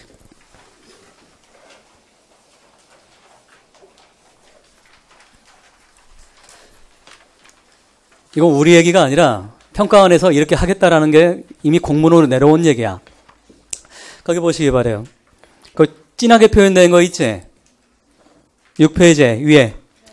진하게 교과 교육학 몇 프로 내게 돼 있어요? 25에서 35%. 그 다음 교과 내용학은 75에서 65%가 나오게 돼 있어요. 따라서 일반적으로 뭡니까? 그 영어학이 보통은 20% 정도 이렇게 평균적으로 그랬어요. 근데 최근에 작년과 올해가 영어학의 배점이 평균보다 뭡니까? 좀 높아졌어요. 서술형 문제가 하나 더 나오면서 배점이 4점 정도가 더 높아지고 그랬는데, 원칙적으로 하면 영어학이 20점 정도가 이렇게 나오고, 그 다음 뭡니까? 일반 영어가 15에서 20점 정도가 이렇게 나와요. 그게 좀 변동폭이 있어. 그 다음에 뭡니까? 문학이 10점에서 12점이 출제가 되는 이 안에서 뭡니까? 서로 간에 조절이 되는, 영어학이 좀 높아지면 일반 영어나 문학이 좀 줄어들고 이런 식으로 배점이 형성이 됩니다. 교수법은 뭡니까? 거기 나와 있듯이 25에서 35% 내니까 보통 20점에서 뭐 30점 이 사이에 출제가 된다고 보시면 되겠어요. 우린 80점이니까 100점 만점이 아니니까. 다시 보세요. 문학을. 그 장르로 다시 49페이지 보시면 장르별로는 뭡니까? 변함이 없어요. 이것도 시하고 소설과 드라마가 이렇게 출제가 됩니다. 물론 때때로 뭡니까? 비평이 하나가 추가가 되면 내문항이 출제가 됩니다. 근데 보통은 요즘 비평이 안 나오니까 한 3문항 정도 이렇게 항상 출제가 된다고 생각하시면 되겠어요. 자, 그 다음에 뭐 여러분들 52페이지 보시면, 51페이지 보시면 영문학 서답형 시험 대비 전략이라고 제가 거기 써놨는데, 이건 2008년 이래로 바뀐 게 없어. 어차피 문학은 뭡니까? 그때 이후로 거의 유사한 유형으로 출제가 되기 때문에 지금 제가 10년째 이거 바꿔놓지 않고 있어요. 그러니까 여러분들 읽어보시면 내년도 똑같을 거라고 생각해. 거기 보시면 제가 어떤 걸 공부해야 되는지 1번, 2번, 3번, 4번 이렇게 되어 있는 거 있지? 이 틀에서 벗어난 적은 사실은 다양스럽게도 없어요. 그러니까 여러분들 그거 집에 가셔서 한번 쭉 읽어보시면 도움이 될 거라고 생각합니다. 자, 그 다음에 영문문학 참고서적이라고 이렇게 되어 있죠. 참고서적이라고 되어 있는데, 여러분 시하고 소설하고 드라마 가운데 뭐가 제일 어려워요? 뭐 단연 시가 제일 어렵죠. 그리고 시험도 항상 시가 제일 어렵게 나옵니다. 시가 어렵게 나오고, 드라마가 상대적으로 쉽게 나오고, 소설은 그 중간이 이렇게 출제가 되는데, 우리 시에 다행인 게 있어요. 시에 출제자들이 항상 가지고 들어가는 책이 있어요. 그게 사운드 앤 센스예요. 다른 건 몰라도 여러분들 올해 사운드 앤 센스는 반드시 공부하시기 바랍니다. 작년이라고 얘기하면 헷갈리니까 2017년이 작년이야. 다시 언제? 2017년, 우리 2018년이라고 생각하고 합시다. 2017년에 대다수가 사운드 앤 센스를 공부를 하지 않았어요. 왜 그랬을까? 그 이전에 3년간 사운드 앤 센스 출제가 안 됐어. 그러다 보니까 사운드 앤 센스 양도 많고 공부해야 되는데 너무 어렵고 혼자 하기도 불가능하고, 그거 시 하나 보려면 정확하게 3시간에서 4시간 걸려요. 그 문제까지 풀려고 한다면. 그러면 어려우니까 번역도 안 되니까 구글링 해가면서 막 미국에서 봅니까? 초등학교 2학년짜리 써놓은 그 코멘터리 보고 이런 뜻이야 막 이렇게 하고.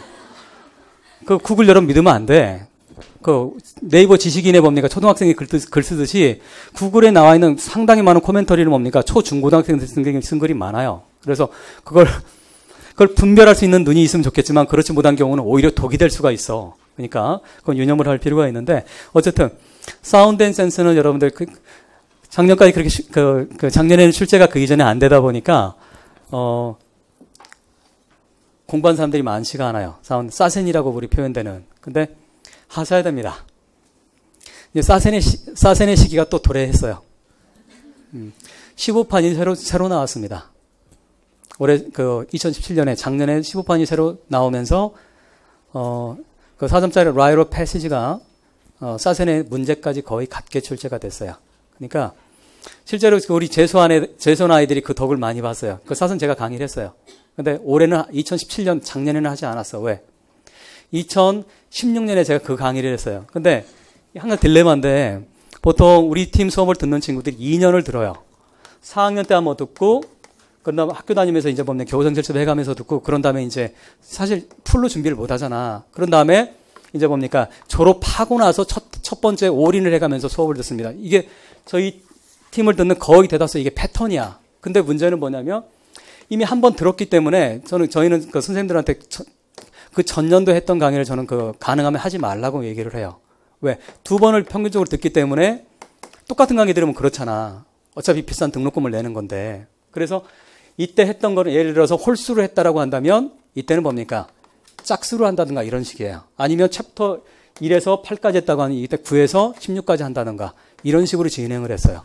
근데 그러다 보니까 무슨 일이 벌어졌냐면 제가 2016년에는 그 사운드 센스에서 그때 범위에 있던 그 라이트 오브 패시지를 제가 무려 30분 넘게 강의를 했어. 아마 여러분 인터넷 쳐보면 아마 나올 거야. 어딘가 아마 떠돌아다닐 거야, 그게. 근데 2017년에는 이때 이게 범위가 아니었어요. 근데 안타까웠던 건 이걸 좀 열어줬으면 좋았는데 그건 또 이제 이게 또 선생님들 마음대로 할 수 없는 게 있어요. 우리도 계약 관계이기 때문에 그런 게 좀 뭡니까? 그게 좀 그래. 그래서 이제 뭡니까? 근데 재수했던 친구들은 속된 말로 대박이 난 거예요. 왜냐하면 여러분들 기평과 서술형과 논술형의 시간이 주어진 논술형은 보통 25분이 주어집니다. 그 다음 기평은 5분에서 7분 정도 조금씩 변화가 있어요. 글자 수에 따라서 사실 보통 5분에서 7분 정도 이렇게 주어져요. 그 다음 서술형은 7분에서 9분 정도. 이건 앞뒤 1, 2분 정도는 뭡니까? 왔다 갔다 합니다. 글자 수에 따라 다르기 때문에. 올같이 400자짜리 이렇게 나와버리면 당연히 뭡니까? 7분 이상이 걸려요. 근데 평균적으로 서술형은 7분에서 9분 정도가 이렇게 걸립니다. 출제 낼 때 그렇게 내. 근데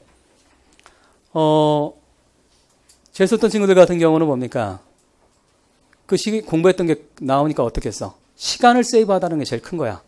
시간을 세이브한 데다가 뭐가 돼요? 마음이 편안해지지. 내가 했던 게 나오면 그 순간 뭡니까? 그 어펙티브 필터가 어떻게 돼버려? 그냥 그렇게 돼버리는 거지. 근데 그래서 올해 이제 뭡니까? 문학제가 강의하면서 올해는 지금까지 안 했던 방식으로 제가 진행을 해요. 단과에 사센이 있잖아. 사운드 센스를 전 모든 시를 다 다룹니다. 그래서 제가 옛날에 1, 2월 강의만 뭡니까? 한 6주나 7주 하고 말았어요. 그것도 2시간 정도 말았는데 1, 2월에는 아예 사센을 뭡니까? 그 앞 8장까지 있는 거기 나와 있는 시를 다 다룹니다. 그 다음에 3, 4월에는 9장에서 16장까지 나와 있는 시를 다 다룰 거예요. 그렇게 해서 어쨌든 예전에 책이 새로 개정판이 나오면 일반적으로 출제가 되니까 공부하시고 그리고 그 정도는 공부하세요. 여러분들 아무리 문학을 안 해도 문학 공부 안 하잖아. 그리고 기본을 하고 들어가야 되는 거야. 여러분 시험이잖아. 여러분 인생을 걸고 시험 준비합니까? 안 합니까? 안 해? 어쨌든 여러분들 지금 인생까지는 아닌지 모르겠지만 정말 열심히 공부들 하잖아. 그죠? 교사가 되기 위해서. 열심히만 해가지고는 안 됩니다. 이제는 안타깝지만. 그건 10대 1일 경우에는 그 가능하지만 지금 25대 1이에요. 25대 1의 경쟁률에서 열심히 한다? 25대 1이 경쟁률이 무슨 뜻인지 알아요, 여러분들? 여러분들 친구 25명 세워놓고 한 사람은 뭡니까? 지금으로부터 25년 후에 붙는 거야. 2043년에 붙는 거예요. 그게 25대 1이야. 그렇기 때문에 이왕 하는 거라면 좀 독하게 하세요. 독하게 하시고 안 할 거라면 빨리 방향을 트는 게 맞습니다. 할 거 많잖아. 공무원도 있고. 농담이 아니야, 여러분들. 그러니까 대충 이럴 것이다라고 생각해서 뭐 한번 해볼까라고 생각하는 분들은 단언컨대 여러분들 다시 생각하시기 바랍니다. 하려면 제대로 하는 게 중요합니다. 그런 의미에서 여러분 운에 맡기면 안 돼요. 운에. 그러니까 어쨌든 간에 뭡니까? 대학 교수들이 출제자들이 가지고 다니는 책들, 그다음에 중요하게 바라보는 교재들이 있거든. 그 영미문학개론에 뭡니까? 그 앤솔로지라고 아까 제가 얘기를 했었는데 그게 보통 노튼 앤솔로지니 이런 게 보통 3,000페이지예요. 글자는 정말 요만한 걸로 3,000페이지가 넘어. 근데 제가 그 앤솔로지 5권 정도를 요약을 해가지고 만들어 놓은 책이 영미문학개론이야. 우리 임용에 맞게 추려낸 겁니다. 그러니까 기본적인 거, 어쨌든 간에 임용 준비하는 친구들이 제일 많이 보는 책들이니까 기본서는 영미문학개론하고 그 다음 사운드 앤 센스 이 두 가지는 다른 건 제가 얘기하지 않겠어요. 다른 건 여러분들 해도 되고 안 해도 상관없어. 하지만 이 두 가지는 반드시 공부하시기 바랍니다. 필독서는 가지고 공부를 해야지. 적어도. 자, 그 다음에 이제 여러분들 문학은 여러분들 자 정리하면 뭡니까? 복불복으로 공부하지 마시기 바랍니다. 할 건 하고 나머지는 안 해도 됩니다. 그 다음에 뭐 여러분 스케줄은 여러분들 쭉 집에 가서 읽어보시고 58페이지로 가시기 바래요. 58페이지. 뭐 일반 영어는 뭡니까? 굳이 뭐 여러분 일반 영어 중요한 과목입니까? 어때요? 제가 보기 가장 과대평가되는 과목이 일반 영어라고 생각해요. 가장 과대평가되는 과목. 사실 일반 영어 잘한다고 붙지 않아요. 실제로. 일반 영어 여러분들 보세요. 58페이지 보세요. 괜한 여러분들 막 두려움을 조장하는 과목인데 일반 영어가 58페이지 보세요. 거기 2018학년도 일반적 기출문을 보시면 몇 문항 나왔습니까? 사실 문항수로 따져보면 교수법보다도 훨씬 적고 영어학보다도 훨씬 적어요. 일반 영어 B급 몇 문항이야? 4문항이야. 배점도 15점밖에 되지 않아요. 근데 이게 뭐가 그렇게 중요하다고 사람들이 맨날 봅니까? 학교 쓰기 보면 일반 영어 그러는지 모르겠어. 라고 생각하면 안 됩니다. 일반 영어는 중요하지 않지만 동시에 중요해. 패러독스지, 패러독스. 일반 영어가 중요하다라는 건 뭐, 그 일반 영어 자체도 있지만, 일반 영어가 뭡니까? 일반 영어 못하면 문학도 안 되고, 그 다음에 영어학도 안 되고, 교수법도 안 되죠. 그 리딩 컴프레hen션 자체가 안 되는 모든 과목의 사실 기본이기 때문에 일반 영어가 중요하다라고 하는 거고, 또 한 가지는 그겁니다. 또 한 가지는, 다른 과목들은 여러분들이 1년 열심히 공부하면 실제로 실력이 늘어요. 그건 단언을 할 수 있어요. 여러분들, 문학 공부하잖아. 여러분 몰랐던 거 많이 배우게 될 거예요. 그리고 이렇게 문학이 재밌는 과목이구나라는 걸 느끼게 될 거야. 대학 다닐 때 지겨웠는데. 그건 충분히 가능해. 문학이 재밌거든. 근데 그리고 실력도 늘어. 안 느는 과목이 있어요. 일반 영어야. 일반 영어 얘기하는 이유는 일반 영어가 안 늘기 때문에 일반 영어가 중요하다고 얘기하는 거야. 두 가지 점에서 일반 영어 얘기 드렸어. 무슨 말인지 아시겠어? 첫 번째 이유와 두 번째는 뭐다? 모든 건 기본이라고 하는 것과 또 한 가지는 다른 교과 내용학이란 전공 영역은 내가 공부를 하면 공부한 만큼 점수가 어느 정도 나오는데 일반 영어는 내가 공부한다고 해서 생각보다 점수가 오르지 않는다라는 거예요. 왜? 교재도 없고 그리고 뭐에서 나올지도 모르겠고 그렇기 때문에 일반 영어는 내가 한 거에 비해서 프로핏이 없어요. 프루시 안 돼. 열매가 맺히지 않는 그런 거기 때문에 그런데 그래도 뭡니까? 일반 영어는 여러분 너무 두려워할 필요는 없어요. 두려워할 필요는 없는데 앞으로 여러분들 우리가 일반 영어라고 제너럴하게 얘기를 하지만 일반 영어 뭐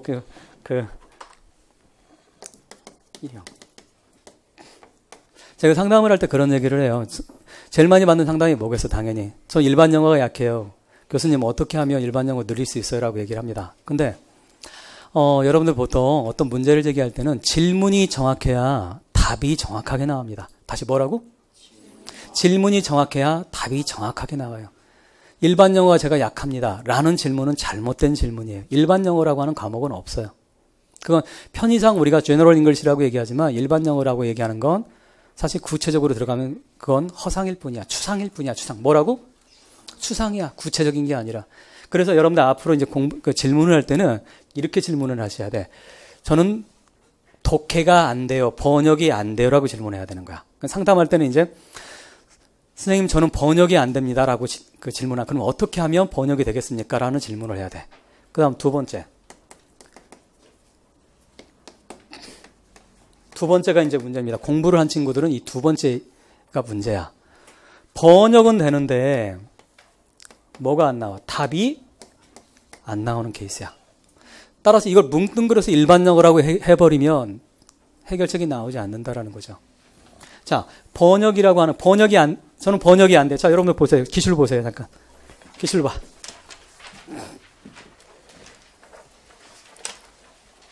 해보세요. 번역. 거기. 66페이지 보세요. 66페이지. 자, 수고했습니다. 이거 번역하면 여러분 읽어보면서 66번 같은 경우는 뭡니까? 사실 번역이 안 된 케이스야. 번역 자체가 과학적인 지문이기 때문에 실험에 관한 거 나오니까 도대체가 이해가 안 되는 거야. 그러면 문제점은 여러분들이 저는 번역이 안 돼라고 이건 바로 뭐 하는 거예요? 문제가 뭔지를 정확하게 뭐 한 거야? 로케이션 한 거지. 문제가 뭔지를 정확하게 위치 지은 거지. 그러면 여기에 따라서 뭡니까? 솔루션이 나오게 되어 있지. 번역이 안 되면 뭡니까? 솔루션은 아주 심플합니다. 뭐 하면 돼? 네가 뭐가 약하다? 단어가 약하구나. 그러면 하루에 20분씩 단어를 반드시 반복해라 라고. 단어는 외우는 게 아니라 리피티션 하는 거야. 그건 나중에 제가 본 수업 시간 얘기해 드릴게. 단어, 이 세상에 있는 단어는 딱 3가지 종류밖에 없어요. 딱 3가지 종류. 네, 어쨌든 뉴트럴과 포지티브와 네거티브. 단어 외울 때 여러분들 예를 들어서 디라고토리 이런 거 나올 때 이 뜻이 경멸스러운 이렇게 외우면 안 돼. 첫 번째는 뭡니까? 이 단어가 주는 뉘앙스를 파악하는, 아, 이게 포지티브니 네거티브니 뉴트럴인지. 그러면 네거티브는 어떻게 해라? 인상을 찡그리면서 단어를 소리 내야 되는 거야. 아, 실제로 굉장히 빨리 외워져, 그렇게 하면. 그러니까 여러분들 자, 엄마야 누나야 강변 살자. 김소래 시. 시로 그냥 날 것으로 외우라면 여러분 잘 외워집니까? 안 외워져. 근데 그걸 뭐로 만들면? 노래로 만들면 우리 뇌 구조가 실제로 그렇게 생겼어. 따라서 어떤 거 뭡니까? 이모셔널은 어떤 것을 투영을 하면 뭡니까? 훨씬 빠르게 외워야 돼. 제가 아까 그랬지? 뭐가 중요하다? 시간을 세이브하는 게 중요하다고 얘기했지? 같은 걸 하나 하더라도 뭡니까? 시간을 최소화 드리는 방식을 여러분 택해야 되는데 단어 외우는 건 말할 것도 없어. 그때는 따라서 이 세상 여러분 교사가 돼도 마찬가지. 제가 항상 대학 특강 가면 하는 얘기가 있어. 여러분 책임의식 가지고 하라고. 여러분들이 제대로 배워서 제대로 가르쳐야 아이들이 뭡니까? 시간을 세이브하게 돼. 엉망인 선생님 밑에서 공부하면 엉망으로 애들이 엄청나게 시간을 들여가면서 엉망으로 배우게 돼. 시간 낭비하게 돼. 여러분 책임의식을 가져야 돼. 특히 어떤 과목은? 영어와 수학 과목은. 영어 수학 과목은 뭡니까? 교사의 질이 아이의 질입니다. 이건 99.9%야. 따라서 교사가 정확하게 알고 정확하게 가르치는 게 굉장히 중요해. 그리고 공부 많이 하셔야 돼. 영어과는.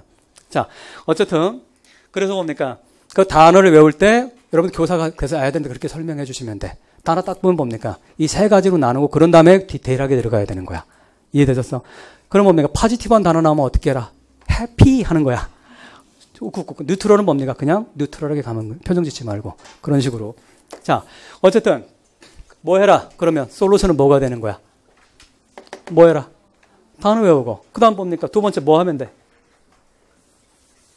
당연히. 왜 번역이 안 돼? 구문이 약하니까 안 되는 거지. 그럼 문법 공부하면 되는 거야. 구문 가지고 하면 되는 거지. 구문. 도시구문하고 생략구문 공부하고 구문. 그 다음에가 좀 더 복잡한 게 등장을 해. 이건 뭡니까? 이건 정말 내가 시간 들이면 그대로 나오는 것들이야. 내가 시간을 쓰면 단 그대로 나온다고 했지만 제가 과장한 거야. 왜? 아까 그랬지? 어떤 사람은 뭡니까? 하루에 단어 하나를 외우는 사람이 있고 어떤 사람은 뭡니까? A는 하루에 24시간에 단어 하나 외우는데 B는 뭡니까? 3개를 외워. 어떻게 외우면? 이모션을 집어넣고 외우면. 그러면 A라고 하는 한테는 하루가 24시간이라고 한다면 B는 몇 시간이 되는 거야? 산수해줄까? 3 곱하기 24는 72시간이 되는 거야. 어떤 거 택할래 여러분들? 잘 이해가 안 돼? 이거 할래? 이거 해야 되는 거지. 이 공부법을 여러분들이 오래 하셔야 되는 거야. 이거. 근데 어쨌든 이건 말 그대로 뭡니까? 이 B형의 72시간을 택한 이 방식으로 여러분 이건 하시면 되는 거야. 이건 정직하게 나올 수 있어. 그 다음에가 약간 복잡한 게 있습니다. 뭐가? 배경 지식이 필요해. 이건 테마로 해결하면 돼. 테마. 주제별로 공부를 하시면 돼. 근데 어쨌든 이 3가지를 뭡니까? 번역이 안 된다라고 한다면 이 3가지를 가지고 여러분들이 공부를 하시면 됩니다. 따라서 이건 시간 그냥 뭡니까? 들이면 내가 시간을 인풋시키면 어느 정도까지 뭡니까? IQ 88만 넣으면 어느 정도까지 나와요. 근데 이게 안 나오면 나는 87인가벼 라고 생각하시면 돼. 이건 예외가 없어. 이건 안 나올 수가 없어요. 이건 나와. 근데 이제 문제는 두 번째입니다. 어떤 거? 이거야. 번역은 나름대로 되는 것 같은데 근데 답이 잘 구해지지 않아요. 이건 누구에 해당되는 거다? 어떤 거? 공부를 어느 정도 한 친구들한테 해당되는 거. 즉 여러분들 수준에 해당되는 게 이게 많습니다. 아닌가? 2단계야 여러분들? 2단계. 솔직한 게 좋아. 2단계면 무한한 발전 가능성 좋잖아 이거. 좋잖아 이거 하시면 돼. 근데 2단계는 뭡니까? 의외로 점수가 잘 안 오릅니다. 생각보다 이게 시간이 많이 걸려요. 왜? 이거는 이미 뭡니까? 영어의 문제가 아니라 뭐의 문제가 되기 때문에 그래. 언어의 문제가 되기 때문에 그래. 언어라고 하는 건 언어의 문제라고 하는 건 논리의 문제이기도 합니다. 따라서 이건 내가 지금까지 책을 많이 읽지 않은 사람이라던가 그 다음에 대학 다니면서 세미나 수업을 해가면 토론을 열심히 하지 않았다던가 그러니까 독서가 약하고 토론이란 이런 거에 약한 사람들은 이건 뭡니까? 답 찾기가 굉장히 어렵습니다. 이걸 여러분들이 상당 부분 해결을 하셔야 됩니다. 그래야 흔들림이 없는 점수가 나오게 돼. 이건 뭡니까? 교수법이 됐던 문학이 됐던 일반 영어가 됐든 영어학이 됐든 다 관계가 없어. 가장 기본적인 기본이 되는 게 이겁니다. 어떤 문제, 논술형 문제든 서술형 문제든 기입형 문제든 관계가 없어. 그건 뭡니까? 기본적으로 빈칸 집어넣는 거, 그건 논리의 문제야. 따라서 이것이 굳건하게 서 있지 않으면, 문제가 쉽게 나오면 내가 답을 쓰는데, 올같이 약간 뭡니까? 작년 2018 학년도처럼 약간만 뭡니까? 어렵게 내버리면 헤매게 되는 거지. 이게. 그래서 문제가 어렵든 쉽든 문제를 풀 수 있는 그 정도의 논리력을 여러분들이 키워내는 것이 올해 여러분들이 하셔야 되는 큰 숙제라고 생각을 합니다. 이거 하는 게 뭡니까? 이거 하려고 하는 게 뭐야? 이거 방법은 뭡니까? 그게 여러분들 바로 트위스트 R이라고 하는 거야.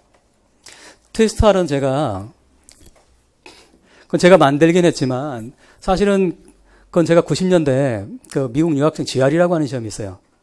하도 어려워서 지랄이라고 하는데 지랄이를 공부하면서 제가 처음 800점 만점에 300점대가 나오더라고. 난 나름대로 열심히 공부했다고 생각했는데 800점 만점에 영어 점수가 300점대 나와요. 정말 충격이었어요. 근데 아무리 점수가 안 올라. 그래서 제 나름대로 택한 게 그냥 거기 보통 700자에서 1000자가 나오는데 이걸 5분에서 7분 안에 풀어야 돼. 그러니까 내가 네이티브 스피커도 아닌데 이걸 다 읽어낼 수가 없는 거야. 그때 제가 나름대로 택했던 방법이 뭡니까? 논리훈련이었어. 그 논리훈련 가지고 하니까 실제로 제가 마지막엔 760을 받았어. 그럼 제가 버클리 어드미션 받은 거 아닙니까? 제가 한국인 최초의 학생이야. 박사장.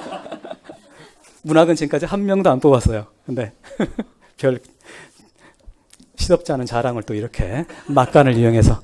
근데 어쨌든 그때 제가 나름대로 뭡니까? 제가 공부를 해가면서 나름대로 방법을 택했어. 근데 그렇다고 이걸 제가 막 하늘에 뚝 떨어서 만들었겠어? 아니에요.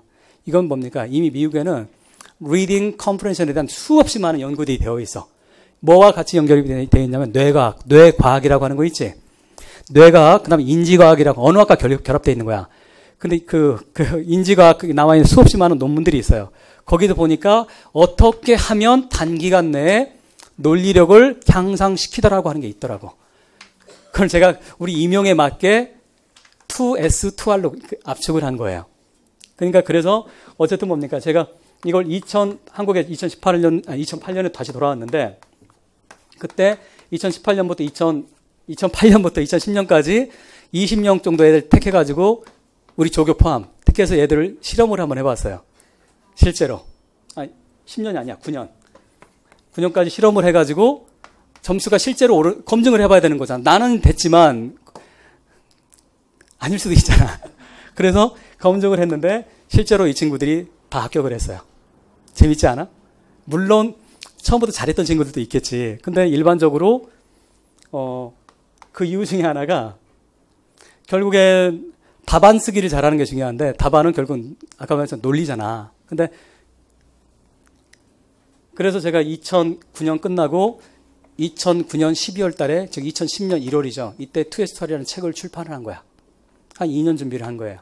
그리고 트위스트R 최독비라고 하는 최고의 독해 비결이라고 하는 최독비라고 그걸 냈는데 이제 변형해가지고 여러분들 트위스트R 기본 뭐 이렇게 유형 나누긴 했지만 어쨌든 그래서 여기서 제가 제일 가장 강조하는 거 저겁니다. 패턴이야, 패턴. 패턴을 통해서 어떻게 하면 썸머리를 해내는가가 그게 핵심이야. 뭐가 핵심이라고?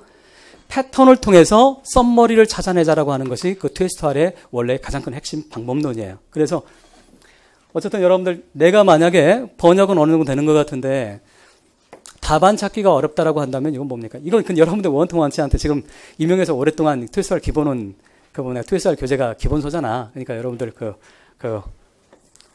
근데 한 번 공부한다고 될까? 수업 한 번 듣는다고 여러분들 될 것 같아요? 여러분 몇 살이야? 지금 24, 23, 22 이렇게 됐지? 아니가 19? 좋아. 20이라고 하자.